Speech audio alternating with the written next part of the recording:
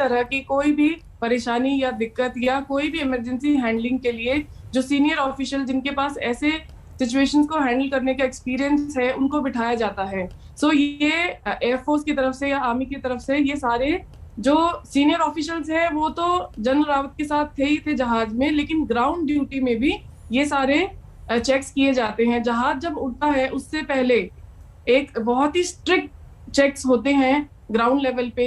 And specially जब ऐसा ये चीजें हर एक जहाज के साथ की जाती हैं, लेकिन जब हमें पता है कि वीवीआईपीज फ्लाई कर रहे हैं तो ये चीजें थोड़ी और ज्यादा ही स्ट्रिक्ट होती हैं। तो इन चेक्स की तरफ से हम बिल्कुल ही सांत्वना रख सकते हैं कि इन चेक्स की में कहीं पे भी कोई गड़बड़ नहीं रही होगी। जब मैंने ये न्यूज सुनी थी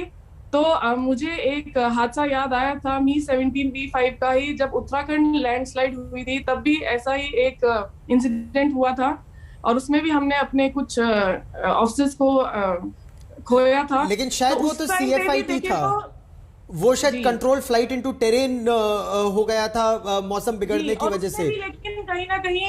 वेदर की थोड़ी बहुत तो भूमिका थी ही, एंड जिस हिसाब से हम इस टेरेन को देख रहे हैं थोड़ा बहुत मैचिंग है। और ये जहाज जैसे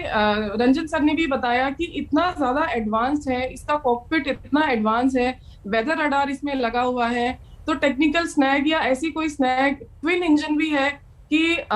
पता ना चले और एकदम से क्रैश हो जाए। एंड स्पेशली जिस हिसाब का ये क्रैश हुआ है, इसकी जो मैक्सिमम ऊंचाई है 6000 मीटर तक की है इस जहाज की, तो ये काफी हाइट से ही नीचे अनकंट्रोलेबिलिटी इसकी हुई है, जिसकी वजह से जैसे सर ने कहा कि ग्रेविटी के अगेंस्ट हम लड़ नहीं सकते हैं। तो ये ग्रेविटी के अगेंस्ट जो भी टेक्निकल स्नैग आया है उसके अगेंस्ट, क्योंकि ऐसी जब भी सिचुएशन आती है तो पायलट हमेशा ट्राई करते हैं, ATC से कांटेक्ट करते हैं, कोई भी नियरेस्ट जो स्टेशन है वहां लैंड करते हैं, या कोई भी नियरेस्ट लैंड ऐसी जहां पे वो लैंड कर सकते हैं वो इमरजेंसी लैंडिंग होती है। बट आई एम श्योर कि जिस हिसाब से ये हादसा हुआ है, बहुत ही मुश्किल हालात में ये हादसा हुआ होगा,